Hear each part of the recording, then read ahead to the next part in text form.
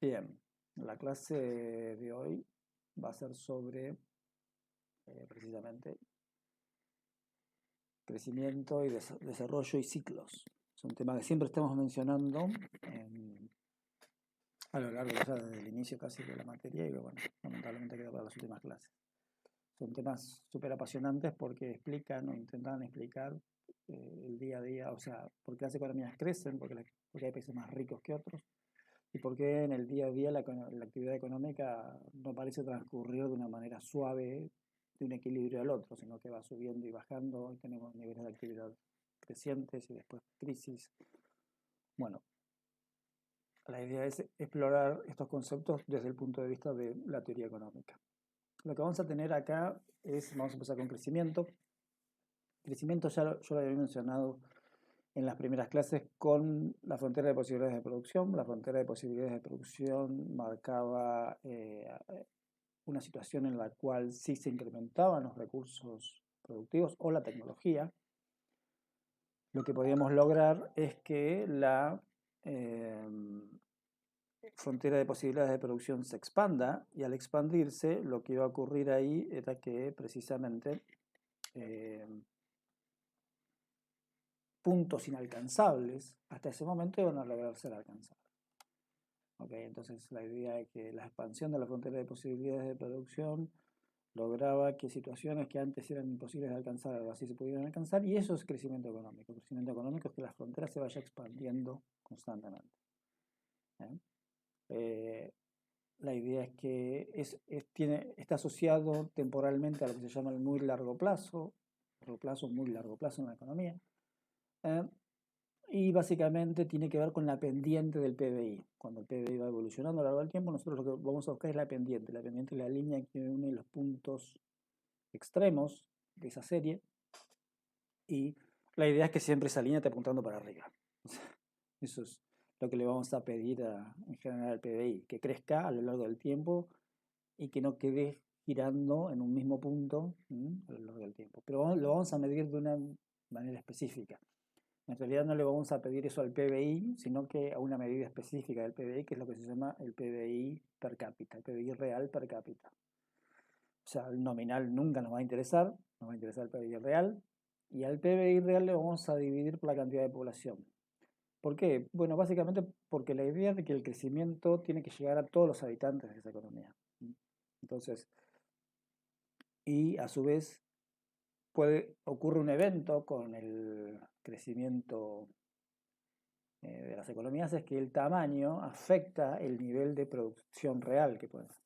Una economía como Brasil, por ejemplo, fíjense ahí los datos, tiene un PBI real de 1.796 miles de millones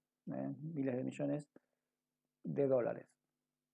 Y el PBI real de Suiza es de 659, casi 660 miles de millones de dólares. Si uno observa ambos PBIs reales, podría caer en la conclusión errónea de que Brasil es más rico que Suiza. La diferencia que hay, obviamente, entre Brasil y Suiza es que Brasil tiene casi 200 millones de habitantes y Suiza solamente tiene 9 millones de habitantes. Entonces, esa es la población de ambos países, 201 millones de habitantes y 8,4 millones de habitantes. Entonces eso nos va a dar un PBI per cápita para Brasil de 8.900 dólares al año. Es decir, que toda esa riqueza de Brasil se reparte anualmente. Obviamente que no se reparte de manera igualitaria, pero es un mínimo indicador de cómo se repartiría esos miles de millones en 8.900 dólares por habitante. A cada persona le toca 8.000. En Suiza son 10 veces más, casi 10 veces más. O sea, en Suiza el PBI per cápita es de 78.500 dólares. Es decir, que cada persona recibe un montón de plata más comparado con Brasil. Entonces la idea es que el crecimiento lo vamos a medir no como el PBI, sino como el PBI per cápita. Porque tiene todo este indicador que nos permite entender si realmente un país es rico o no, dependiendo de toda la riqueza que le llegue a cada uno de los habitantes. Nuevamente, la evolución del PBI per cápita se mide como venimos midiendo, es cómo varía el PBI de un año menos el PBI del año anterior, dividido el PBI del año anterior. Eso nos va a dar la tasa de crecimiento. Si una economía, una cuestión interesante acá es que como vemos el PBI per cápita, fíjense que el PBI per cápita tiene dos indicadores, que son precisamente el PBI real, y la población. El PBI per cápita puede crecer porque crezca el PBI real, pero también puede ser porque baje la población. Yo puedo tener el mismo PBI real, pero si me baja la población, el PBI per cápita crece. Usualmente lo que ocurre es que la población, es muy raro que decrezca, salvo que haya alguna guerra, alguna catástrofe, pero en principio la población, usualmente la mayor parte de los países tienen una población creciente. Ahora ocurre que hay países que tienen poblaciones viejas, poblaciones predominantemente de jubilados, las familias tienden a tener una tasa de reproducción baja, son una pareja que tiene un solo hijo, y si todas las parejas tienen un solo hijo, la población tiende a ser menor a lo largo del tiempo. Es una regla de la demografía, ¿sí? Que es, cada pareja tiene un solo hijo, la población, si uno la proyecta a lo largo del tiempo, todos van a ser reemplazados por uno, ¿okay? Los dos padres van a ser reemplazados por uno, entonces eso va a disminuir la población a lo largo del tiempo. Entonces hay situaciones en las cuales la dinámica poblacional puede afectar esto. Países que están siendo afectados por poblaciones viejas y dinámicas de crecimiento de población bastante bajas son Japón y Alemania, por ejemplo. Japón sobre todo. Por eso Japón históricamente tuvo una política de no aceptar inmigración de ningún tipo, y producto de que la población le está decreciendo, en vista de que su población es vieja y tiene una baja tasa de reproducción, están por primera vez en la historia aceptando inmigración, están dando gente que vaya a poblar Japón. Bien, entonces esta es la tasa de crecimiento de Japón, perdón, la tasa de crecimiento de PIB per cápita que vamos a medir. Entonces la idea es que esto se va a ir acumulando. Esto es una tabla de interés, es una tasa de interés compuesto, que se acumula uno sobre el otro, y la idea es que vayamos viendo cómo esto afecta a la economía. Entonces dice, si una economía crece la tasa G un año, pero al año siguiente vuelve a crecer la tasa G, siendo que ya ha crecido la tasa G previamente, lo que va a hacer es ir acumulando la tasa de crecimiento G. Entonces vamos a tener distintos periodos de tiempo tales que, ven, los triangulitos esos indican cómo el PBI per cápita va creciendo. Entonces G es la variación respecto al año anterior. Y ahí lo que vamos a tener es que, fíjense, si yo parto de un año inicial, acá, pongamos que esta es la riqueza inicial mía, el PBI inicial mío, ¿no? Y un periodo después crezco al PBI inicial multiplicado por 1 más G. Este G está en 0, tiene que estar en 0, para que se le pueda sumar el 1. ¿Por qué le pongo un 1? Porque yo parto acá de este valor. Es este valor más una fracción de este valor, que va a ser G por I sub 0, que es lo que va a crecer ese año. Es un porcentaje. Eso va a crecer en el año T. Ahora, en el año T más 1 va a crecer, supongamos que crece la misma tasa. Pero ahora va a crecer IT por 1 más G. ¿Okay? Entonces ahora va a ser precisamente como acumuló 2 años, este IT que está acá es este que está acá arriba. Yo lo puedo reemplazar este, y lo reemplazo acá, ¿ven? Y le agrego solamente el 1 más G que corresponde al año y T más 1. Y como lo está multiplicando el mismo número, esto se puede elevar al cuadrado. Y así podemos seguir n periodos. Si siempre que hacemos una tasa promedio G, lo que va a ocurrir acá es que vamos a crecer T periodos elevado a la G, a la 1 más G, perdón, y eso nos va a dar la tasa de crecimiento. Entonces todas las economías crecen en una tasa de crecimiento G y acumulan ese crecimiento por un periodo de tiempo determinado. ¿Cómo se estima esa tasa de crecimiento? Bueno, es el promedio de un montón de años. Margen. Uno va creciendo así, el promedio, la pendiente se va armando con el promedio de ese crecimiento. Ese promedio va a estar afectado por las subas y las bajas, o sea que puede ser más chico si hay muchas bajas y predominan las bajas, más grandes si predominan las alzas en ese ciclo, que después lo vamos a ver al final. Pero van acumulando eso. Entonces, supongamos que una economía crece al 4% anual durante 10 años. Entonces, partiendo de un PBI per cápita de $1000 en el año 1, pónganse, eso va a hacer que crezca, ¿ven? Acá está la G, esta es la G que está acá, la G 0,04, que es el 4%. G varía entre 0 y 1. Entonces 4% de 1 es 0,04 elevado a la décima, pero ojo que está sumado con el 1, porque si uno eleva un fraccional a una potencia, termina siendo un número más pequeño. Pero acá como está elevado a la 1, es mayor que 1, entonces se acumula. Y fíjense que en 10 años pasamos de tener, creciendo el 4%, pasamos de tener un PBI per cápita de 1000, 10 años después tenemos 1480. Se fue acumulando año a año todo el crecimiento. Dice entonces, ¿por qué es tan importante? ¿Por qué tan importante es crecer 1% más en el PBI a lo largo del tiempo? Bueno, porque eso se va acumulando, va generando diferencias exponenciales. Entonces, por ejemplo, vamos a dar un ejemplo tal que, parecido al de recién, en un año inicial una economía tiene un PBI per cápita de $1000 al año, y supongamos que crece, puede ser que crezca al 1%, al 2% o al 4%, en promedio un G del 1, del 2 o del 4, y esos periodos, esas tasas se acumulan por 10, 50 o 100 años. Entonces, fíjense, acá tenemos los G al 1%, al 2% o al 4%. Y los vamos acumulando por 10 años, por 50, por 100. Como crecimiento es un estudio al muy largo plazo. 100 años está bien, es un muy largo plazo. Nosotros, los periodos de estudio del crecimiento económico pueden ser tranquilamente abarcar una centuria. Entonces, fíjense, si partimos en el año 1, tenemos $1000 y durante 10 años crecemos al 1%, que es muy bajo, a los 10 años vamos a tener $1100 de PIB per cápita. Nada. En 10 años solamente logramos sumar $104. Ahora, si en 10 años nosotros crecemos al 2%, el doble, pero un puntito más, vamos a tener $1218. Ya son el doble que el anterior, o sea, $100 más. Pero como ya vimos antes, si crecemos al 4%, en 10 años vamos a acumular un 40% de incremento. Partimos de 1000 y acumulamos casi un 50%, 48% de incremento en nuestro PBI per cápita.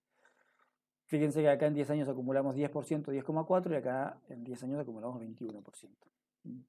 Ahora, ¿qué pasa si esto se prolonga a lo largo del tiempo? Y acá viene la parte interesante. En 50 años solamente vamos a crecer al 1%, en 50 años a un 64,4% acumulado, pasamos de $1000 a 1644, al 2%, ya fíjense qué interesante este número, acá ya cruzamos la línea de los 2000 a $2691 en 50 años, y fíjense que en 50 años pasamos de $1000 a $11.467, es muchísimo. ¿Okay? Entonces, acumular tasas de crecimiento del 4 durante 50 años nos transforma de un país muy pobre a un país bastante parecido a Argentina. Ahora después lo vamos a ver. Pasamos de un país africano, un país como se supone África, un continente pobre, a un país parecido a Argentina, que mejor que el africano en algunas cosas y en otras más o menos parecido. Bueno, y el problema, la cuestión se ve muchísimo más clara todavía si lo medimos durante 100 años.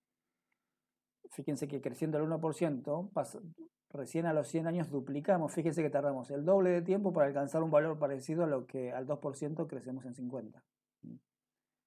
En 100 años tenemos $2.704 partiendo de 1000, o sea que creció en 100 años el 270% del PIB per cápita. Si partimos al 2%, en 100 años tenemos un 720% de crecimiento, pero fíjense que al 4% en 100 años pasamos de $1000 a vivir mejor que en Suiza. Suiza recién vimos el ejemplo, en Suiza era $78.000 per cápita al año, acá es casi el doble, $131.000, solamente creciendo el 4%. El crecimiento del 4% promedio por 100 años es complicado de obtener, pero no es imposible. No es imposible. Entonces pasamos de África a mejor que Suiza, al doble de Suiza. Por eso es súper importante cada punto de crecimiento que logramos hacer crecer y sostener a la economía durante el tiempo. Cada punto de crecimiento cuenta, es importante. Bueno, es más o menos lo que yo les había dicho. Sé que para que crezca el PBI per cápita debe crecer el PBI real, pero también lo debe hacer más rápido de lo que crece la población, que es la tasa de natalidad. Nosotros tenemos que la población crece mucho más rápido de lo que nosotros logramos producir, siempre vamos a ser pobres. Por eso siempre los procesos de crecimiento en algún momento exigen algún criterio, algún tipo de educación que te favorezca la tasa de natalidad alta. Esa familia que tienen 8, 10 hijos, 12 hijos, son necesarias cuando la economía está creciendo en la fase inicial, pero después una vez que despega, esas tasas de crecimiento dificultan repartir la riqueza que se va generando, porque si cada vez tenemos 10, 12 hijos, los pocos dólares que yo logre generar se tengo que repartir entre ellos. Si la población crece más rápido de lo que crece el PBI real, el PBI per cápita decrece. Ese es el caso de Brasil. Y si la población se estanca en su crecimiento, con poco crecimiento, un poco de crecimiento del PBI se traslada bastante al PBI per cápita, que es el caso de Suiza, el caso de Japón. Así que ahí tenemos una variable demográfica y una variable económica. Bueno, y ahora vamos a explicar su modelo, el que se llama el modelo de Solow, que es un modelo de crecimiento. Solow era un economista, es un economista, creo que no se murió todavía, de corte keynesiano, pero fue junto con Swan. Swan era otro economista, pero australiano. Solow es norteamericano. Y en el año 56, 1956, ellos escribieron cada uno en su lugar de trabajo. Solow estaba en el Instituto de Tecnología de Massachusetts, del MIT, y Swan estaba en Australia, no me acuerdo en qué universidad, creo que en Melbourne. Escribieron cada uno un paper que cuando después lo leyeron al mismo tiempo, se dieron cuenta que estaban escribiendo lo mismo. Se estaban hablando del mismo tema, planteándolo más o menos de la misma manera. Nada más que uno estaba en Australia y otro en Estados Unidos, el mismo año publicaron el mismo paper. Entonces, usualmente lo van a ver en la literatura también como el modelo Solow-Swan, porque se los considera los dos como autores. ¿Qué dice el modelo de Solow? El modelo de Solow, la idea del modelo de Solow es, a grandes rasgos, yo le cuento ya al final, es modelizar la frontera de posibilidad de producción, hacerla de una forma matemática y entender, buscar a ver dónde estaba el kit de la cuestión ahí para que una economía crezca, pero de una manera muy simple. O sea, es el primer modelo, si se quiere, de teoría de crecimiento, el modelo más conocido, el de Solow, y uno de los primeros modelos, y genera una cuestión de flexibilidad muy grande, ayuda a interpretar muchas situaciones. La idea acá de Solow es que la economía acumula factores y los transforma en producción. ¿Se acuerdan la frontera de posibilidades de producción? Eran los minions que tenían unidad de capital, que puede ser también tierra, y los producían, los transformaban con el trabajo de ellos en bienes finales. ¿Okay? Entonces ahí tenemos una forma matemática acá, tal que la frontera de la función de producción de esta economía depende del capital y del trabajo. ¿Okay? Le vamos a pedir algo a esta función matemáticamente, que tenga rendimientos constantes a escala.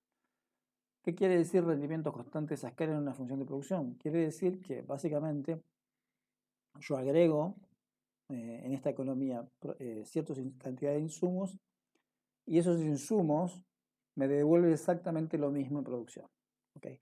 Supónganse que yo tengo un modelo de frontera de posibilidad de producción que eran alimentos y máquinas, ¿no? Supónganse que yo incremento en 10% el uso de la tierra para hacer alimentos, e incremento en 10% el uso de las instalaciones para hacer máquinas, ¿no? Aumenta en 10%. Si la función de producción, es decir, si la forma matemática que entiende cómo se transforman esos insumos en producto final tiene rendimientos constantes a escala, como aumentaron los dos factores al 10%, me va a devolver un 10% más de producción. Eso quiere decir solamente eso.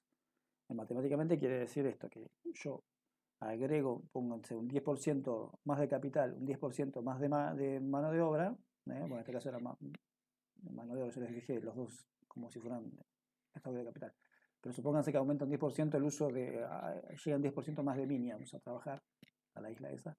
Eso va a querer decir que van a crecer 10% más de producción. Eso es lo que quiere decir. Rendimientos constantes a escala. Existen otras funciones que son de rendimientos crecientes a escala, en las cuales si yo aumento el 10% más el uso de la factura de producción, la producción no crece más del 10%, crece un 20%. Pero eso de resultado exponencial no nos va a servir. Entonces, lo único que se le pide acá a esta función es que tenga rendimientos constantes a escala. Y bueno, ahí tiene más o menos la explicación ahí en el PowerPoint. Entonces esto nos permite tomar a la población como referencia de la producción de toda la economía. Entonces la idea es que podemos pasar a la producción en términos per cápita. ¿Qué quiere decir per cápita? Que agarramos, bueno, normalizamos a la producción. Normalizamos quiere decir que en vez de trabajar con 2 unidades, trabajamos con una. Y la idea es que en vez de trabajar con capital y mano de obra, lo que vamos a trabajar es por unidades de capital por mano de obra. O sea, las unidades de capital acá las dividimos por la mano de obra. Y obviamente para que se mantenga la igualdad tenemos que dividir la producción por la mano de obra. Entonces vamos a ver, la producción per cápita va a ser igual va a estar dependiendo del stock de capital per cápita. Y como la mano de obra L se divide también sobre L, queda 1, o sea que no, sacamos la ecuación de la ecuación sacamos la mano de obra. Simplemente eso, es para hacerlo más simple. Entonces, el supuesto de rendimientos constantes a escala implica que el tamaño de la economía medido por el número de trabajadores no afecta la relación entre la producción por trabajador y el capital por trabajador. Simplemente eso.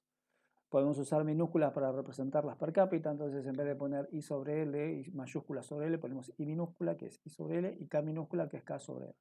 Simplemente lo normalizamos matemáticamente. Entonces dice la producción a medida que se incorpora mano de obra bajo rendimientos. La producción crece, perdón, a medida que se incorpora mano de obra bajo rendimientos marginales decrecientes. Bueno, no prestemos atención tanto a eso. Lo que va a pasar entonces es que ocurre esto. A medida que aumenta, acá tenemos, fíjense, producción por trabajador y acá tenemos capital por trabajador. ¿Qué era esto? Producción por trabajador es esto. Capital por trabajador es esto. Entonces, la idea es que yo a medida que voy incorporando trabajadores, la producción va aumentando y tiene esta forma que se llama rendimientos marginales decrecientes. La idea de esto es que, esto está sacado del libro de Manchio, lo pueden encontrar en la literatura de Manchio. La idea de esto es la siguiente: la producción crece inicialmente, fíjense, de una manera exponencial hasta que en algún momento se empieza a aplanar. Crece muy rápidamente al principio hasta que en algún momento se empieza a aplanar. La idea acá es la siguiente: eso ocurre en casi todas las funciones de producción. Es muy raro que una función de producción tenga una línea recta así, es decir, que yo a medida que incorporo más capital, la producción crece linealmente. Es muy raro eso. Puede ocurrir, también muy raro, que la producción sea exponencial, que haga así. Lo más normal es que empiece a pasar así, porque está esta ley que se llama de rendimientos marginales decrecientes. Acá lo voy a tener que explicar. La idea es la siguiente: cuando uno aplica cierta cantidad de insumos a la producción de un bien final, siempre va a encontrar límites a la capacidad de transformar esos insumos en producción final. Por ejemplo, imagínense, típicamente, yo tengo unas hectáreas de campo y las empiezo a fertilizar. ¿Para qué? Para que sean más, para que me rindan más a la hora de sembrar cereal. Si yo a las hectáreas esas les echo una cantidad, o sea, si nunca tuvieron fertilizante y yo les empiezo a echar fertilizante, muy probablemente se vuelvan muy productivas. Porque no tuvieron fertilizante, se vuelven muy productivas. A medida que yo les sigo agregando más fertilizante, en algún momento probablemente encuentre el máximo de producción que yo le puedo sacar, dado que le puse fertilizantes. Y si yo le sigo echando fertilizantes, en algún momento la tierra no va a rendir tanta, se va a empezar a ensuciar, digamos, con fertilizante, va a afectar negativamente el exceso de fertilizantes a la producción. Y si yo sigo agregando, el efecto va a ser todavía peor.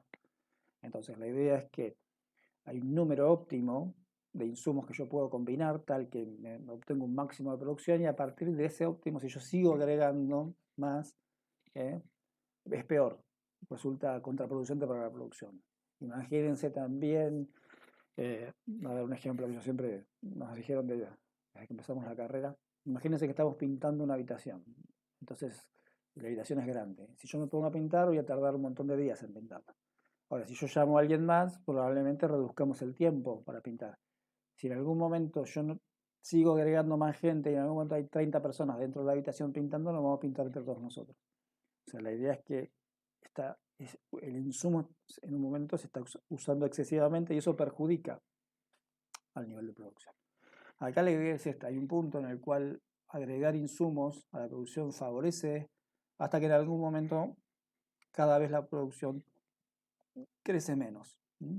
Crece menos proporcionalmente a la cantidad de insumos que uno va agregando. Simplemente es eso. Es una idea de razonabilidad a la hora de utilizar insumos para la producción. Y que no ocurre en la economía esto de que yo agrego insumos hasta el infinito y obtengo producción hasta el infinito. No. En algún momento esos insumos, dado que yo los estoy aplicando un factor fijo, esos insumos en algún momento alcanzan su máximo de rendimiento y a partir de ese máximo empiezan a bajar. El rendimiento es cada vez menor. Bueno, eso es lo que dice simplemente esta ley de rendimientos marginales decrecientes a escala, o rendimientos marginales decrecientes, perdón. Y la idea es esa, la idea es representar el hecho de que en economía no se produce hasta infinito, no hay infinitos, o sea, hay un punto máximo, un punto óptimo de agregar insumo y a partir de eso no está tan bueno seguir agregando. Bueno, la demanda de bienes en la economía y su función de consumo es parecida a la que vimos hasta ahora, ¿no? Tal que vamos a tener que en equilibrio la producción por trabajador se divide entre el consumo y la inversión por trabajador, nada más. Entonces fíjense que tenemos como la ecuación fundamental macroeconómica nada más que traducida a niveles per cápita. I igual a C más I, esto es, la producción es igual a la demanda agregada, no hay gasto público, no hay Estado acá. Y también se supone que una fracción de esta renta se ahorra, como vimos en los modelos macros, entonces tenemos 1 menos S chiquita, eso es lo que se consume, o sea, esto es todo lo que se gana menos lo que se ahorra, es lo que queda para consumir. Entonces tenemos que C es igual a 1 menos S por I, que está bien. Porque C es igual a, o sea, lo que se consume es lo que no se ahorra, multiplicado por la proporción de que no se ahorra multiplicado por el ingreso. Entonces ahí lo que vamos a tener es que esta función, lo que hacemos es ver qué efecto tiene sobre sobre la inversión, porque nos interesa saber qué relación entre el ahorro y la inversión en esta economía. Fíjense que yo en la C la reemplazo acá por 1 menos C por I, que es C, por la definición que vimos antes, más el nivel de inversión en el equilibrio. Lo que nos queda entonces es esto. Lo que nos queda es que la inversión en esta economía va a ser igual al monto total que logremos ahorrar. ¿Se acuerdan la frugalidad del ahorro que vimos en las clases de macros anteriores? Bueno, ahí tenemos siempre esta divergencia en términos de el corto y el largo plazo desde el punto de vista keynesiano. El corto plazo desde el punto de vista keynesiano favorece enormemente al consumo, pero en el largo plazo necesitamos el ahorro, que es lo que va a producir la inversión y lo que nos permite crecer a largo plazo. Bien, y acá lo que vamos a tener entonces, es que la ecuación muestra que la inversión es igual al ahorro. Entonces vamos a tener nuevamente producción por trabajador, trabajador, capital por trabajador. Esto es la misma ecuación, la misma función de producción que habíamos visto antes. Una fracción S de esta función de producción es lo que se ahorra, es esto que está acá. ¿Ven? Es S chiquita, y lo ven, por F de K. Y F de K es Y. Este que está acá es Y. Entonces, esta fracción es lo que se ahorra, pero lo que se ahorra, por lo que vimos recién, es lo que se invierte. Entonces, esta es la inversión por trabajador. ¿Okay? Esta de la función de producción general, derivamos ahora la función de inversión, porque es una fracción de la fracción S chiquita de la función de producción. Y ahora la idea es ver hasta dónde crece, porque la inversión es la que va a guiar el crecimiento a largo plazo. Reinvertir es lo que va a generar la producción a largo plazo. Ahora lo que tenemos que considerar es la depreciación del stock de capital. Ese stock de capital no rinde hasta infinito, sino que con el tiempo se va gastando. Y lo que vamos a suponer es que la depreciación es lineal. O sea, a medida que el stock de capital crece, va creciendo, se va depreciando. Se va haciendo más antiguo, se va desfasando, se va oxidando, se va perdiendo calidad. ¿Okay? Acá suponemos una depreciación lineal. Entonces, ¿hasta qué punto vamos a crecer? La depreciación lo que va a hacer es consumir el stock de capital. Si yo dejo que el stock de capital se oxide, no me sirve para nada. Yo tengo un tractor ahí todo oxidado, no lo puedo usar para irme a producir. ¿Okay? Si se oxidó, si yo dejé que la depreciación se lo comiera, lo pierdo como unidad de capital. Entonces acá fíjense, combinamos ambas informaciones, tenemos la inversión y acá tenemos la depreciación. Y acá fíjense, a medida que la inversión es mayor que la depreciación, esto que está acá, esta superficie que está acá, son máquinas aptas para el uso productivo. Esto que está acá implica que no, que son máquinas que están oxidadas, son máquinas que hay que darle de baja y hay que reemplazar. Cuando estamos acá, tenemos que la tasa de depreciación es más alta que la inversión, entonces acá directamente tenemos más máquinas que perdemos por óxido, por depreciación, que máquinas que se renuevan. Entonces la idea es que cómo hace el stock de capital para crecer a lo largo del tiempo. La inversión acá en la economía, este ahorro que se transforma en inversión, esta inversión se traslada a capital per cápita, a unidades de capital aptas para ser producidas, para participar del proceso productivo. Entonces, si estamos a la izquierda, fíjense que acá se cortan ambas curvas. Si estamos a la izquierda, el stock de capital aumenta porque la inversión es superior a la depreciación. Entonces, en esta fase que está acá, hay más inversión que su depreciación, entonces el stock de capital va aumentando, tenemos cada vez más máquinas disponibles para producir. Y cuando estamos a la derecha, por acá, tenemos que el stock de capital disminuye porque la depreciación es superior a la inversión.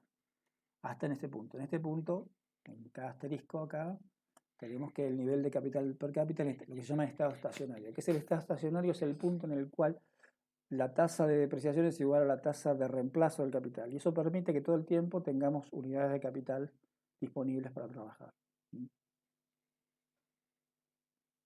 En ese punto de estado estacionario es que ese es el punto en el cual tenemos que llegar para garantizar que vamos a tener todo el tiempo unidades de reemplazo para las unidades de capital existenciales que posibiliten que la función de producción crezca.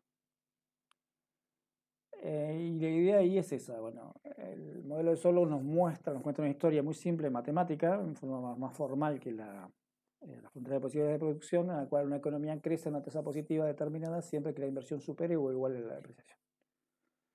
Y bueno, y acá la idea es que invertir es la base del crecimiento, y para invertir hay que ahorrar, y para ahorrar hay que sacrificar consumo presente. Y ahí, ahí tenemos siempre el corto y el largo plazo keynesiano que se choca.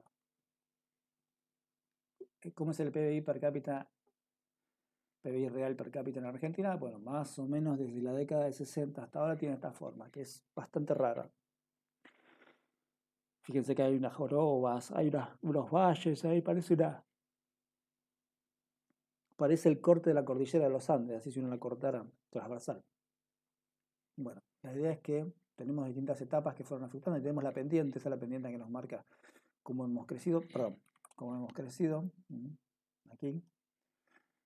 Y tenemos acá una hiperinflación muy grande, que fue la del 89. Tenemos un pico de crecimiento acá, que fue antes de la llegada de Perón. Y después tenemos, fíjense, toda esta época de los 80, de los 70 hasta los 80, que no hay pendiente acá. Si yo tomo punto a punto de acá, no hay pendiente, es casi como si fuera línea recta. Quiere decir que no creció. En este periodo la población creció, ¿okay? Pero acá el PBI lo único que hizo fue ir alcanzándola y no logró crecer más que simplemente la tasa, que simplemente mantenerlo al PBI. No es común esto. Tenemos la hiperinflación entonces del año 89 que desploma el PBI, pero después viene la década del 90 que lo que hace es, que fue el periodo de lo que llamó la convertibilidad. Lo que hace el periodo es en realidad lo que hace es retornar la tasa de crecimiento o el PBI real a la tendencia. Porque fíjense que acá tenemos todo por abajo de la tendencia y acá tenemos todo por encima de la tendencia. O sea, lo que pasa acá es que el PBI vuelve a su tendencia histórica. Hasta que llegamos al 2001, que es la debacle, ¿no? La debacle, fíjense lo que es la caída esta, es impresionante, es peor que la crisis del 30, que dio lugar al nacimiento de la macroeconomía. Y ahí lo que vamos a tener es una caída enorme y un periodo de recuperación. Y acá me entro un segundito a un detalle. La economía, o sea, esta tasa de crecimiento que ustedes ven acá, perdón, esta pendiente que ustedes ven acá, es el producto potencial de la economía. histórico, tendencial, si se quiere. ¿Qué quiere decir? Que la economía, si estuviera más o menos trabajando normalmente, estaría parada sobre esta recta. En este momento, no está, cuando pasa la crisis del 2001, obviamente la actividad económica se va de la tendencia enormemente hacia abajo. Lo que ocurre a partir del 2001 es que la economía intenta volver a la tendencia, después de este shock espectacular que fue esto, que fue la crisis del 2001, lo que intenta es volver a esta tendencia. Y lo que vemos ahí, este crecimiento así muy empinado, y que sigue aquí, tiene que ver con eso, con ese intento de la economía de volver a su tendencia. Esto es un evento natural que pasa siempre. Es como si a alguien le pega una piña, se cae al piso y bueno, la primera tendencia que va a tener esa persona que se cayó al piso es levantarse. Y cuando se levante se va a levantar a su altura, no es que va a querer ser más alto de su altura, va a estar a su altura. Eso es lo que le ocurre acá a la economía en este periodo. En este periodo la economía se cae y acá la idea es que intenta levantarse. A partir de acá entra el primer gobierno de Kirchner, por aquí más o menos. ¿Okay? Y ese gobierno estuvo asociado también a unas tasas de crecimiento muy altas, pero que tienen que ver con esto. No con medidas económicas muy bien implementadas, sino simplemente con que la economía retorna a su nivel histórico. Pero muchas veces se ha vendido como han sido políticas espectaculares. Estas no, son políticas. La economía va a retomar. Va a pasar algo parecido ahora con el tema de la pandemia. El tema de la pandemia ahora, la destrucción económica que hay es infernal, es histórica. ¿No? Creo que es peor que la de 2001. Lo pueden comprobar yendo al centro a ver la cantidad de locales cerrados que hay y locales que no van a volver a abrir. Lo que va a pasar, lo que dice la teoría económica después de eso y lo que dice el modelo de Solow, después de eso, que después lo volvemos a mencionar en un ratito, es que las economías que parten con un stock de capital muy chico, porque se ha destruido, porque viene de una crisis, después cada centavo adicional que puedan llegar a crecer en términos de tasa implica números muy grandes, porque partimos de una base muy pequeña. Ustedes imagínense que ustedes son millonarios. Si yo les doy $100 más y ustedes son millonarios, la tasa de crecimiento de su riqueza, o sea, cuánto esos $100 agregan a su riqueza en términos de crecimiento, es muy poquito, es nada. Ustedes son millonarios, yo le doy $100 más, ¿cuánto creció tu riqueza? Y creció 0,001. Ahora, si ustedes son extremadamente pobres y yo les doy $100 más, partiendo de que ustedes no tienen nada y yo les doy $100 más, o tienen muy poquito, y yo les doy $100 más, la tasa de crecimiento de su riqueza en porcentaje es muy grande. Pasan de tener $2 a tener $102. La tasa de crecimiento es de 1000%. Entonces, wow, impresionante. Bueno, no, en realidad es porque ustedes partieron de muy bajito. Lo que va a pasar es que ahora cualquier incremento tímido que tengan sobre ese stock tan bajo va a representar tasas de crecimiento muy grandes. Eso es lo que pasó acá. Acá Argentina destruyó todo su stock de capital y a medida que fue creciendo fueron apareciendo pequeños crecimientos, fueron marcando grandes tasas de crecimiento, pequeños aumentos en el stock de capital fueron marcando grandes tasas de crecimiento en la producción. Pero eso es algo natural, eso pasa naturalmente en las economías, no es que fue una política macroeconómica espectacular. Bueno, acá tenemos historias comparadas. Siempre el crecimiento tiene que ver con comparar economías. Lamentablemente, para bien o para mal, uno se tiene que comparar con gente que más o menos, o con países que son más o menos parecidos a nosotros y ver cómo le fue a cada uno. Y acá tenemos, por ejemplo, nuestros vecinos, que son Bolivia, Brasil, Chile, Uruguay y Paraguay. Y acá tenemos el punteado negro Argentina. Fíjense que Argentina, en la década del 60, son 40 y 50 y pico años, 50 años de crecimiento. Siempre en la década del 60, hasta la década del 60, solamente Uruguay por ahí en algún momento nos pasó, pero en que PBI per cápita siempre anduvimos por arriba hasta la década, hasta el 2000. Hasta justo antes de la crisis del 2001. El 2001, fíjense, acá está la debacle argentina, que cayó. Y a partir de ese momento Argentina históricamente empezó a ser superado por Chile, lo cual es una vergüenza, porque históricamente siempre estuvimos para arriba de Chile. Y por Uruguay, ya Uruguay nos supera con $3.000 más por arriba. En algún punto por aquí nos superó Brasil también, lo cual es otra vergüenza. Digo, es un logro de Brasil que haya logrado igualarnos, pero es una vergüenza de nosotros que nosotros no nos hayamos despegado. Y bueno, y siempre permanecen muy lejos de nosotros Uruguay y Paraguay, Bolivia y Paraguay, aquí abajo. Pero como ven, tenemos, digamos, distintas. este, bueno, acá tenemos el caso de países que son, yo lo puse ahí, primos y países que empezaron como nosotros en términos de que nacieron con un PBI bastante parecido en la década del 60 al de Argentina, pero que se despegaron, excepto, bueno, el caso de China. China empezó con un PBI muchísimo más bajo que la Argentina y ahora cada vez está más cerca. Pero acá tenemos los ejemplos de Corea del Sur, Australia y Nueva Zelanda, también, que en el caso eh, de Australia, fíjense que si bien alcanzó algún máximo acá muy grande, casi 60 y pico miles de dólares, ahora tiene 49.000 comparado con la Argentina. Todos países que iniciaron más o menos como Argentina y que no alcanzaron nunca esos niveles nuestros niveles de PBI, se expandieron hace rato. Fíjense que en el caso de, por ejemplo, Nueva Zelanda y Australia, ya desde la década del 60, perdón, ya se habían despegado de Argentina.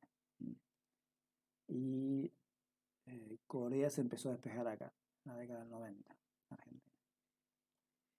Bien.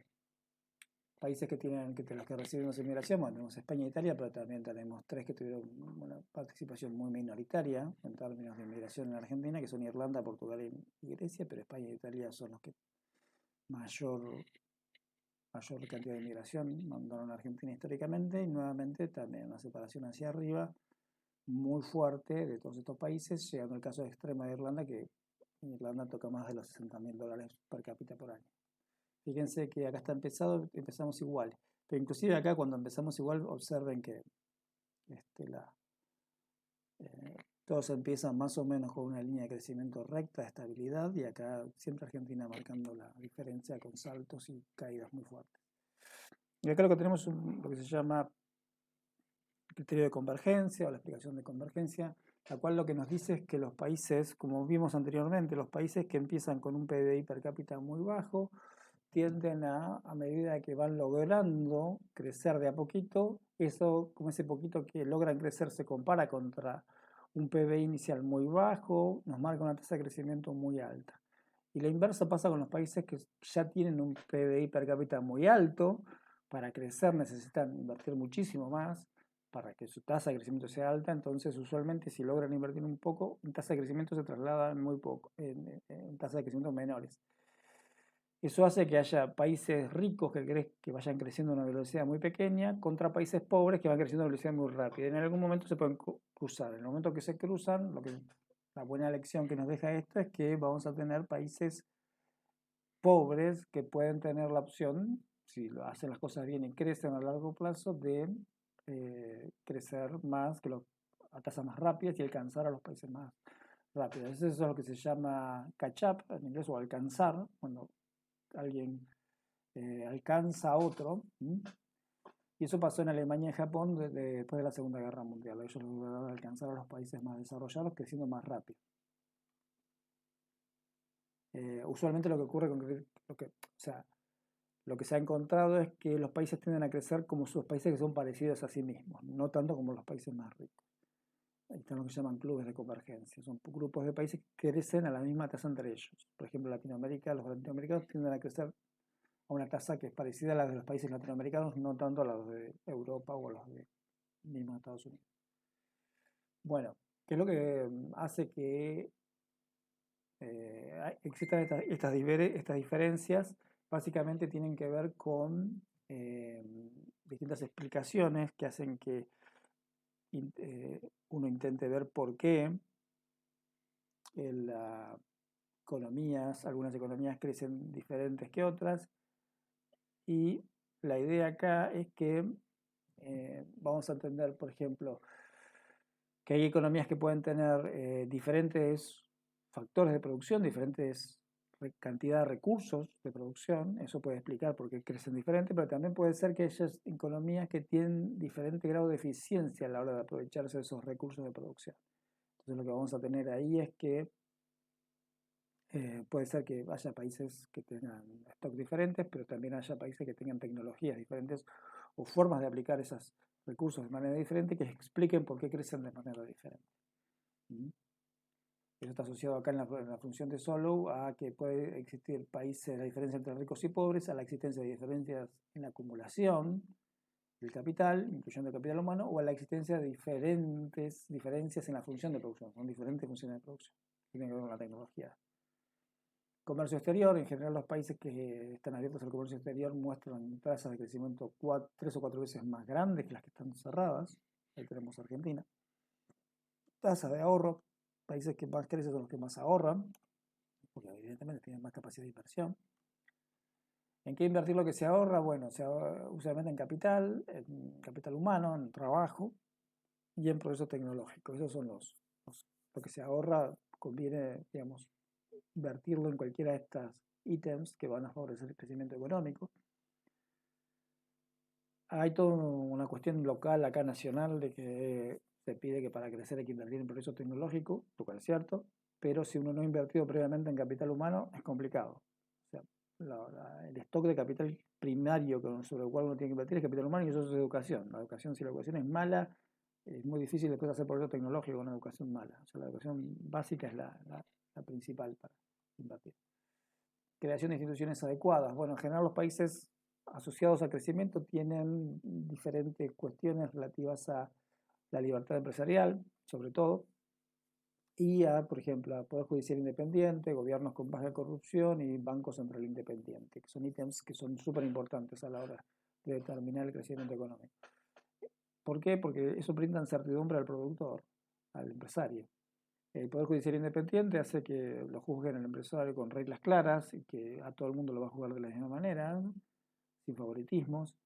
Gobierno con baja corrupción implica que un productor no necesita gastar más en coimas para establecerse y producir. Peor aún, hay gobierno como pasó con el gobierno de Kirchner, que no solamente era la coima, sino que había que pagar todos los meses algo, entonces ya tenés un socio pobre ahí que te va sacando recursos.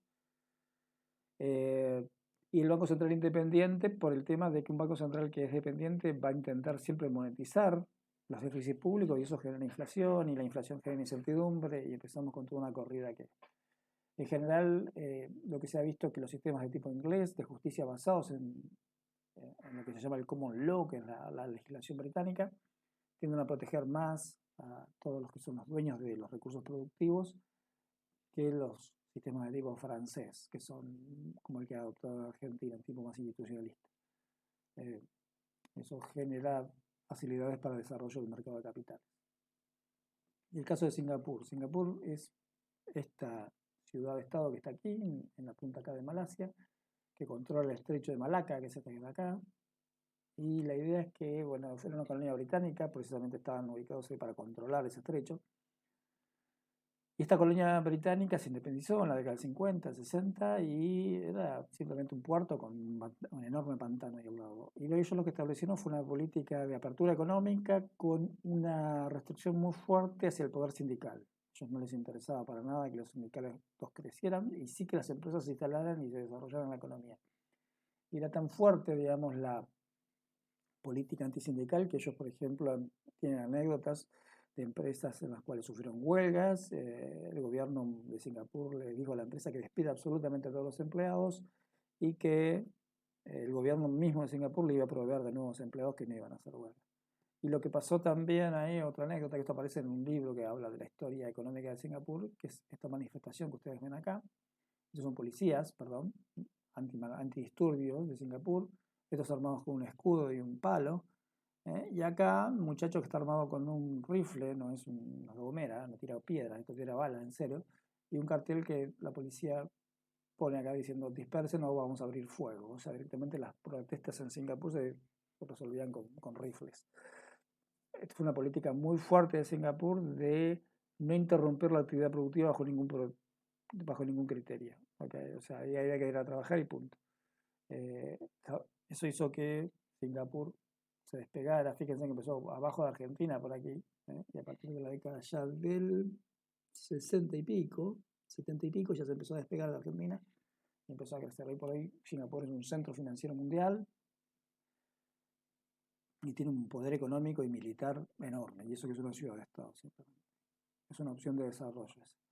Bueno, instituciones coloniales, lo que ha habido son investigaciones en las cuales lo que plantearon es que cómo ciertos territorios fueron colonizados, generaron ciertas instituciones que después favorecieron el crecimiento económico en el futuro. Sobre todo tiene que ver con el hecho de que inmigrantes anglosajones tendrían a sufrir mucho los climas tropicales, entonces se radicaron en zonas fuera del trópico, Canadá, Estados Unidos, la zona de Nueva York para arriba, Massachusetts para arriba, y establecieron en esos lugares instituciones que protegían mucho la propiedad privada. En cambio, en los lugares más cerca del Ecuador, tropicales, se establecieron países que establecieron industrias extractivas de recursos. La industria extractiva lo único que requiere es que vaya alguien a buscar el recurso que está ahí a flor de la tierra o a flor de la superficie, y eso generó instituciones autoritarias porque había que trabajar con esclavos o con indios que habían sido esclavizados. Entonces, eso, luego del proceso de independencia, generó instituciones, unas más pro ley y otras más autoritarias, digamos, que marcaron después los puntos anteriores que vimos del desarrollo económico. En general, lo que ha pasado en todas las economías es que el problema de crecimiento económico fue algo que se planteó muy claramente luego de la Segunda Guerra Mundial, y la idea es que se planteó ahí que, bueno, los países empezaron a plantear cómo hacían para crecer económicamente, y lo que ocurrió es que, por ejemplo, muchos miraron la experiencia norteamericana, que era el país que más se había industrializado luego de la Segunda Guerra, y la experiencia norteamericana tiene antecedentes de una protección muy fuerte de su industria en la fase inicial. Esos antecedentes vienen casi del momento de la independencia, ya hay antecedentes de eso, y sobre todo a partir de 1820 en Estados Unidos se empezaron a implantar lo que se llamaron los impuestos educadores. Los impuestos educadores eran, si algún bien industrial se estaba produciendo en Estados Unidos y ese mismo bien, un bien parecido, se quería importar de Europa, el gobierno norteamericano te cobró el impuesto para desalentar que lo importaras de Europa y se lo compraras al productor local norteamericano. Eso desarrolló la industria norteamericana, pero la industria norteamericana tuvo siempre una ventaja, que es que tenía un mercado interno muy grande. Los norteamericanos son muchos millones, entonces cualquier industria que se instalaba local ahí producía series muy grandes. Y producir series muy grandes implica que las últimas unidades salen muy baratas de producir por la escala, una escala de producción. Entonces, en Estados Unidos, este proceso de industrialización sustitutiva de importaciones favoreció el crecimiento económico y generó un proceso industrial muy fuerte. En Argentina también pasó eso, por ejemplo, con el caso de los fertilizantes, sacan un Dow que produce fertilizantes, bueno, para no comprar insumos extranjeros. La idea es que cuando uno no tiene un gran mercado interno, este proceso va al fracaso. ¿Por qué? Porque las industrias producen series cortas, porque tienen que abastecer una demanda más chiquita, y en la serie corta no se logra terminar de apalancar todos los costos de producción y quedan productos caros. ¿Okay? Yo produzco una serie de 100.000 autos, el auto número 100.000 me salió bastante barato porque yo hice muchos ahorros a través del aprendizaje, de la reutilización de recursos, del mejor aprovechamiento de recursos a la hora de producir 100.000 autos. Si yo hago una serie de 1.000 autos, el auto número 1.000 es bastante caro, porque yo no terminé nunca de de explotar todas las ventajas de producir series largas. Dicho esto, la idea es que la industrialización sustitutiva de importaciones solo sirvió para economías grandes, que tenían un gran mercado interno. Y Argentina adoptó a partir de la década del 40, que fue el gobierno de Perón, en realidad ya venía de la década del 30 en algunos proyectos de industrialización, adoptó este criterio que se enfrentó con un mercado interno corto y encima con la pésima idea de generar un montón de industrias que producían lo mismo. Entonces siempre todas producían series cortas, muy caras, si bien hechas localmente, pero eran muy caras, o sea que eran imposibles de exportar, no eran competitivos para el mercado externo, y hizo que la industria argentina nunca despegara. En la misma época de Perón, Japón terminaba la Segunda Guerra Mundial. Japón antes de la Segunda Guerra Mundial había tenido una experiencia así, de industrialización sustitutiva de exportaciones, pero al terminar la Segunda Guerra Mundial lo que ocurrió es que precisamente quedaron con toda la economía destruida y ellos no podían adoptar esa política, no podían ellos producir para proteger las importaciones, para proteger la industria nacional de las importaciones y abastecer el mercado interno, porque el mercado interno había estado destrozado, quedó destruido después de la Segunda Guerra. Entonces lo que hicieron fue preguntarse, sentarse y meditar cómo iban a resolver ese tema. Ellos sabían que tenían que industrializarse porque ellos no pueden vivir de sus recursos naturales porque no tienen recursos naturales. Y lo que hicieron fue decir, bueno, ¿dónde tenemos que producir para un mercado grande? ¿Y dónde hay un mercado grande? Y el mercado grande estaba en Estados Unidos, que había ganado la Segunda Guerra Mundial. Entonces ellos decidieron que todas sus industrias instaladas en Japón iban a producir para abastecer el mercado norteamericano. Ahí iban a obtener series largas de producción para cualquier producto. Yo, en vez de producir una moto, iban a producir 100.000 motos para el mercado norteamericano. Entonces terminó siendo exitosos. Terminó siendo la solución a su problema, porque siempre el problema es producir series largas, baratas y que todo el mundo te las quiera comprar. Entonces, si vos tenés un mercado interno grande, eso lo puedes lograr con el mercado interno, pero si no tenés un mercado interno grande, lo tenés que lograr con el mercado externo. Entonces, hay que abrir la economía y producir para quien te lo pueda comprar. Y esa fue la experiencia japonesa, que fue ultra exitosa. Cuando empiezan los años 80, la industrialización sustitutiva de exportaciones que había adoptado Argentina fracasó rotundamente. Y para los años 80, esta industrialización exodirigida que había adoptado Japón, más o menos por la misma época, fue un éxito tan rotundo que de hecho, ustedes no lo vivieron, pero durante la década del 80 Japón le disputó el poder económico a Estados Unidos. O sea, pasó de estar bombardeado nuclearmente por Estados Unidos a disputarle su poder económico.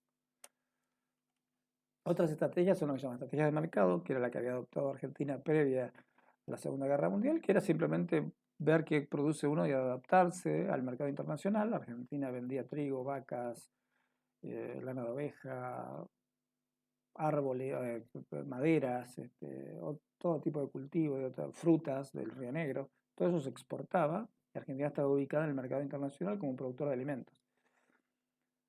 Y otro tipo son lo que llaman estrategias ad hoc, que son estrategias específicas dependiendo del contexto del país. En este caso hay un ejemplo, que es el de Canadá, que sirve perfectamente para Argentina, que ellos decidieron simplemente industrializarse, pero ser abastecedores del mercado norteamericano, al estilo de Japón, nada más que en el caso de Canadá lo tienen como vecino directamente.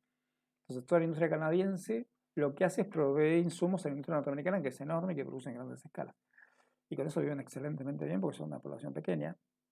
Y aparte ellos adoptaron un sistema de protección social tipo europeo, así que tienen una protección social como en Suecia, con los niveles de ingresos de Estados Unidos. Así que fue una decisión excelente. Acá Argentina puede adoptar la misma decisión de ser el riñón proveedor de Brasil, que es una potencia industrial cuando se desarrolle.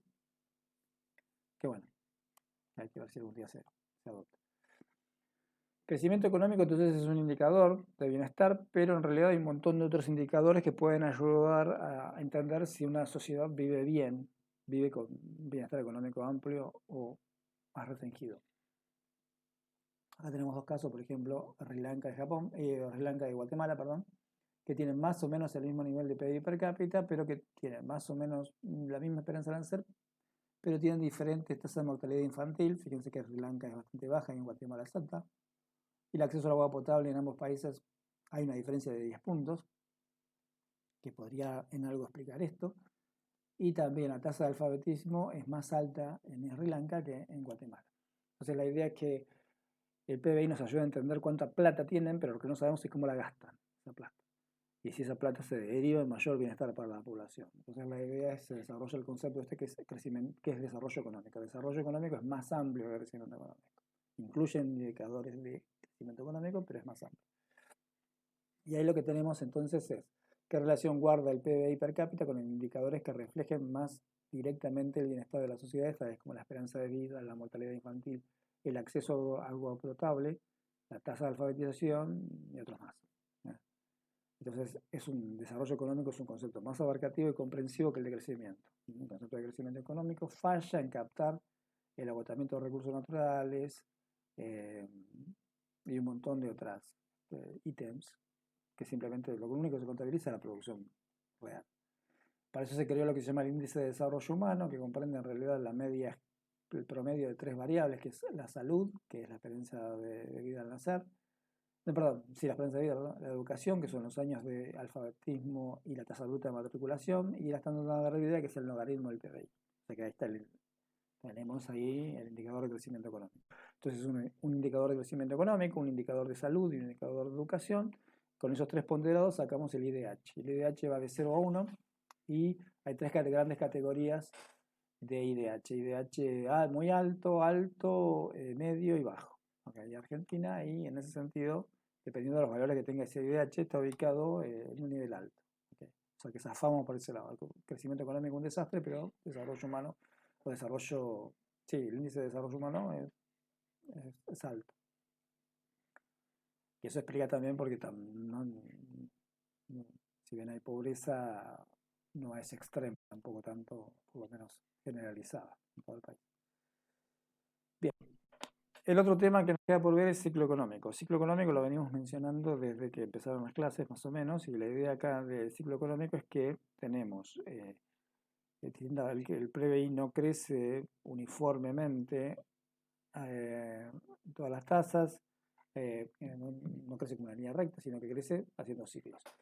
Esos ciclos son fluctuaciones de corto plazo de la producción y el empleo, y no son, si bien parece que fueran regulares y predecibles, no lo son, sobre todo las recesiones, son muy seguidas y a veces están muy distanciadas, a veces son tan seguidas, a veces están distanciadas, son medio difíciles a veces de predecir. Acá tenemos la tasa de crecimiento del PBI, tenemos promedio máximo y mínimo para Argentina, fíjense que promedio es 3,1 para el periodo 65-2004, tenemos un máximo de 12,7, sinceramente no sé qué año fue ese, y después tenemos una caída muy fuerte del 10,9, que eso fue en 2002. Entonces tenemos, esos son la amplitud del ciclo. Tenemos un pico fíjense que hay un pico entre máximo y mínimo de 22 y pico de puntos, 23 puntos. Una animalada, es mucho, es muchísimo. Entonces tenemos un pico muy alto y una caída muy baja, una caída muy baja. Y ahí tenemos otros países, ¿no? Que también se muestran en distintos ejemplos. Fíjense que también China tuvo un 19,4 con una caída del 5,7, en fin. Ahí tenemos el ciclo económico de Estados Unidos. Esto es el ciclo, a la pendiente se la restamos al ciclo económico y lo que hacemos es que nos quedamos con la fluctuación. Se llama destensionalizar una serie. Eso se destensionaliza y lo que nos queda es esto. Como ven, es el promedio y ahí vemos las subas y bajas. Y esto es lo mismo, pero para Latinoamérica. PBI real de Latinoamérica. También, como ven, hay ciclos en la economía. Acá tenemos una relación entre el ciclo y el desempleo, que lo habíamos visto como la ley de Ockham. Bueno, acá está puntualizada entre tasa de variación del desempleo y tasa de variación del PBI. Y ahí lo que tenemos es precisamente esa relación que marcaba la ley de Ockham, que a medida que tenemos mayor nivel de variación del PBI, cae el desempleo y viceversa. Una relación negativa. Entonces hay cuatro fases del ciclo económico: el auge o la cima, la recesión o la depresión, el valle y la recuperación o reactivación. En el auge lo que está pasando es la fase más alta del crecimiento económico, punto máximo del ciclo, estamos cerca o ya tocando la frontera de posibilidad de producción o el producto potencial. El producto de ingresos ha aumentado hasta niveles muy altos, en muchos casos más allá de las potencialidades. Acuérdense la brecha inflacionaria que veíamos, tenemos el producto potencial bien a la izquierda y el equilibrio macroeconómico acá. Entonces hay una presión de precios muy fuerte, generando cuellos de botella, que son impedimentos difícilmente sorteables para seguir aumentando la producción. La demanda agregada se encuentra en su punto más alto, mientras que el nivel de desempleo en su punto más bajo, precisamente. Los salarios y los beneficios son máximos, estamos en el auge de toda la actividad económica, y la dificultad para hacer frente a la demanda creciente provoca incrementos en los precios e inflación. ¿Qué es inflación? Presiones de exceso de demanda. Tenemos entonces alto empleo, bajo desempleo, exceso de demanda con precios al alza, stocks repletos y burbujas en el mercado financiero e inmobiliario. ¿Por qué? Porque como está todo creciendo, mucha gente proyecta ese crecimiento hacia el futuro y piensa que los precios van a seguir creciendo de todos los bienes, y por ahí no está tan fundado eso, o sea, no hay tantos datos como para verificar eso. Seguido de eso viene la recesión, la parte baja del ciclo, empieza a bajar el ciclo, del máximo pasamos a la parte baja. En la parte baja del ciclo lo que tenemos es que el aumento en el uso de los recursos, de trabajo, capital, recursos naturales, que se produce durante el auge, generalmente produce aumento en los niveles de precios. Esto es el exceso de demanda. Entonces lo que tenemos ahí es que vienen acompañados con burbujas especulativas en mercados de capitales e inmobiliarios. Estas burbujas en algún momento explotan. O sea, alguien dice, bueno, esto no va a seguir creciendo. El valor real es mucho más bajo de lo que dice el mercado. Y puede llegar un momento en que las tasas de crecimiento del producto disminuya, por ejemplo, debido a la saturación de la demanda por los precios que aumentaron, lo que ocasiona que un cambio de expectativas generalmente que traen aparejados una disminución en las tasas de crecimiento de inversión. Se detiene entonces el crecimiento debido a que se alcanza el producto potencial, la demanda empieza a decaer por precios al alza y se detiene la inversión por cambio de las expectativas. O sea, se supone que no va a seguir creciendo, empieza a caer la actividad económica y eso hace actuar al acelerador de inversión al revés. Baja el PBI, desinvierte más fuerte. Valle o depresión. Llegamos ahí. Luego de un periodo de estancamiento puede suceder que se pase a una caída de los niveles de producción, de inversión y de ingreso. Durante una recesión, al disminuir la inversión y la tasa de crecimiento del producto, puede suceder que ciertos sectores se vean perjudicados. Y ahí lo que tenemos es, primero cae la tasa de interés y de los valores financieros, pero también hay bajas expectativas de crecimiento. Entonces, por más que caiga la tasa de interés, eso no mejora las perspectivas de crecimiento en términos de inversión. Luego de un periodo de tiempo, debido al encadenamiento existente en los distintos sectores, la idea es que si yo tengo deudas, o sea, si yo no puedo pagarle a mi proveedor entra en problemas y a su vez si mi proveedor no puede pagarle a sus proveedores o a sus otros sectores con los cuales está conectado, afecta a los otros sectores. Entonces, esto traslada problemas entre sectores, ocasionando una caída general de la demanda y del ingreso. Y este periodo, bueno, se lo denomina depresión. Durante la depresión las expectativas son claramente negativas, no se ve que la cosa está mal y no se sabe todavía cómo va a salir. Y los valores de los activos financieros pueden caer bruscamente. Entonces tenemos que caer en las tasas de interés y los precios, siempre que no haya esta inflación, siempre que no haya expectativas inflacionarias. Hay problemas en la caída de pagos, es el punto más bajo de la demanda y a un nivel alto de desempleo. A partir de eso lo que ocurre es que estamos en la fase baja del ciclo, y lo que puede pasar ahí es que el gobierno intervenga para subir, ¿no? Y esa es la política típicamente keynesiana, de subir en ese momento. Varios factores pueden desencadenar un cambio en las expectativas: políticas públicas, recuperación del mercado de valores. Una vez que el mercado de valores cae, quedan los activos muy baratos, hay gente que ahorró, compra en ese momento y espera que empiecen a subir y ya tiene beneficio. Y oportunidades de inversión en sectores cuyos precios cayeron durante la recesión.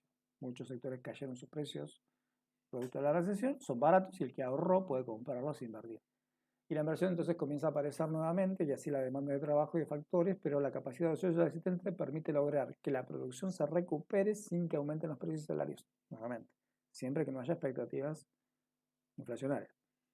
Si este proceso de aumento de la inversión y el nivel de precios continúa, llega un momento en que los recursos comienzan a ser escasos nuevamente y los precios comienzan a aumentar, por lo que entramos en la fase de auge. Estamos ahí alcanzando otra vez la frontera de posibilidad de producción o el producto potencial. Entonces tenemos aumentos en la demanda vía política contracíclica, aumentos del gasto o de la oferta monetaria, vía eso. Cambia las expectativas y se empieza a invertir de nuevo y la capacidad de ocioso empieza a ser empleada, aumentando el empleo sin repercutir en los precios en esa fase. Bien, ahí tenemos más o menos representados las distintas fases. Tenemos el auge, la recuperación, la recesión acá, y el valle.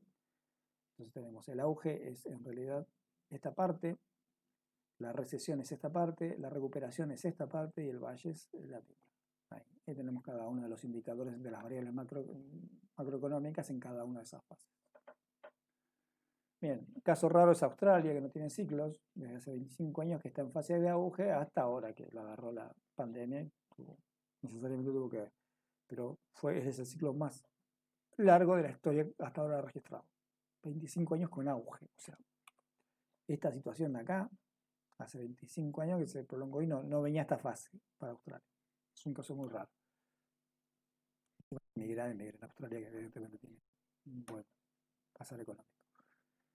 Entonces, ¿qué es lo que explica aplicaciones para el ciclo? Lo que vamos a tener ahí es lo que se llaman los modelos, el ciclo keynesiano, que es provocado por una combinación del multiplicador keynesiano, que lo vimos, pero el multiplicador no provoca el ciclo porque acuérdense que el multiplicador cada vez va haciendo un efecto más pequeño, pero el acelerador de la inversión sí. El acelerador de la inversión lo que nos dice es que a medida que crece el PBI nosotros tenemos que invertir más. Y eso impulsa otra vez el PBI que vuelve a invertir más y es un ciclo positivo. Cuando lleguemos a la fase de auge, si yo no tengo expectativas o sea, yo llegué al auge y tengo expectativas de que no va a seguir creciendo, desinvierto antes que nadie, es lo que ayuda a que el auge caiga antes. Se detiene cuando alcanza un máximo. Los nuevos keynesianos, que son los keynesianos de la década del 80, son gente que apoyaba el keynesianismo, pero que venía con nuevas explicaciones, lo que dicen es que, bueno, que los ciclos son un producto de las rigideces de precios. Las rigideces de precios son esas situaciones en las cuales por rigideces institucionales los precios no bajan, pese a que el equilibrio de mercado podría marcarlo así. Entonces, en vez de terminar de bajar, lo que ocurre es que al no poder bajar los precios no se terminan de acomodar y generan situaciones previas o aceleran los ciclos de la economía. Y también lo que se llama fricciones de demanda. Fricciones de demanda son oferta y demanda que no se encuentran en algunos mercados y hace que la demanda reaccione tardíamente o reaccione menos de lo que debería reaccionar, lo que puede provocar una caída de la actividad económica. Están los ciclos monetarios, son explicados por la escuela monetaria, que es la de Friedman, y la idea acá es que los ciclos vienen precedidos por cambios en la base monetaria. Entonces, cuando uno combate la inflación, por ejemplo, retrae la fuerza monetaria, eso provoca una recesión. Y también lo que puede ocurrir en estos mercados es que hay información asimétrica. Obviamente el gobierno conoce mejor la situación macro que la gente y puede hacer creer que subas sectoriales de precios sean generales, o sea, tengan que ver con excesos de demanda o escasez de precios, perdón, que las subas pueda hacer creer que las subas son sectoriales, son excesos de demanda, escasez de oferta de productos de un sector y no generales. Entonces eso puede provocar desajustes en distintos sectores que pueden mal acomodados por generar un ciclo económico. Una caída de la actividad económica o recuperación. Y el ciclo económico es parecido. Lo que argumenta acá es que la única manera de que el Estado, o sea, el Estado no puede sorprender a los agentes económicos siempre que haga de tipo con expectativas o con expectativas, con situaciones anticipadas a la gente, lo que puede hacer, siendo que la gente conoce el sistema económico igual que el gobierno, entonces la única manera de que uno puede generar políticas anticíclicas y efectivas es siendo que estas sean no anticipadas. Hay políticas monetarias tipo no anticipadas. Porque mientras sean anticipadas, la gente precisamente las va a anticipar y las va a transformar toda esa movida de precios, toda esa movida de moneda a precios. Y no va a haber un efecto sobre el sector real. Y después vienen lo que llaman los ciclos de origen político. Los ciclos de origen político es cuando se empalma el ciclo político, el momento de las elecciones, con niveles de gasto público. Los gobiernos lo que hacen es, antes de las elecciones, generan niveles de gasto público muy fuertes para favorecer su perfil a la hora del proceso eleccionario, y eso lo que va a hacer es que generen una cuenta que después hay que pagar a futuro. Entonces, durante el ciclo eleccionario la actividad económica crece y inmediatamente después del ciclo hay que pagar las cuentas y cae todo el nivel de actividad económica. Y eso, cuando se produce progresivamente, lo que hace es el Estado va generando tasas de interés más altas porque requiere de que pide fondos al mercado de capitales para financiarse, se mueve la tasa de interés a niveles más altos, desplaza inversión privada y hace que el Estado cada vez ocupe mayores lugares en el nivel de actividad económica, que jamás es bueno eso, jamás es bueno eso. Y el caso extremo del ciclo político es el populismo, que es en Argentina representado por el peronismo, en su forma más obscena. Pero acá la idea es que la actividad del ciclo político, la acción política privilegia mantenerse en el poder a cualquier costo. Eso hace que se generen situaciones de ciclo político exacerbadas de tal manera que se generan situaciones recurrentes de gasto público excesivo, déficit, inflación, desplazamientos del sector privado y bajan las tasas de crecimiento. Y condenan a la actividad económica cada vez a niveles menores de crecimiento.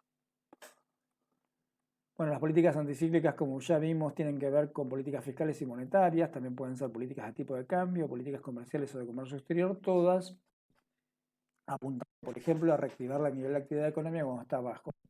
También conviene acordarse que también hay que enfriar la economía cuando está llegando al auge.